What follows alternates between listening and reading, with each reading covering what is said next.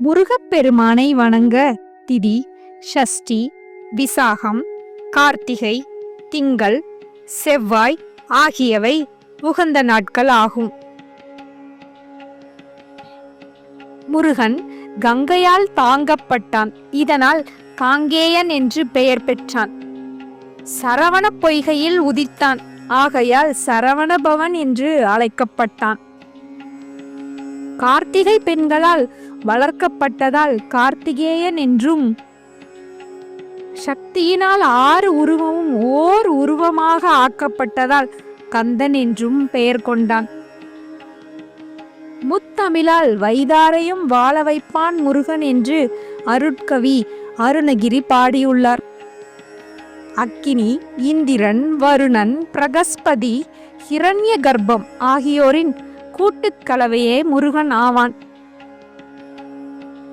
முருகனின் கையில் உள்ள வேல் இறைவனின் ஞான சக்தி என பெயர் பெறும். முருகனே திருஞான சம்பந்தரார் அவதாரம் செய்தார் என்று பலர் பாடியுள்ளனர்.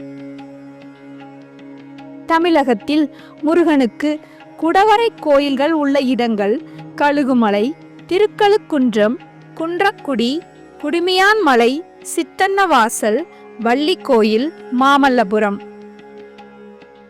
முருகனுக்கு விசாகன் என்றும் ஒரு பெயர் உண்டு. விசாகன் என்றால் மயிலில் சஞ்சரிப்பவன் என்பது பொருளாகும். முருகனின் கோழிக்கொடிக்கும் குக்குடம் என்றோர் பெயருண்டு. இந்த கோழியே வைகறை பொழுதில் ஓங்கார மந்திரத்தை ஒளிவடிவில் உணர்த்துவது ஆகும். முருகப்பெருமானுக்கு உகந்த மலர்கள் முல்லை, சாமந்தி, ரோஜா, காந்தன் முதலியவை ஆகும். முருகனை ஒரு முறையே வலம் வருதல் வேண்டும்.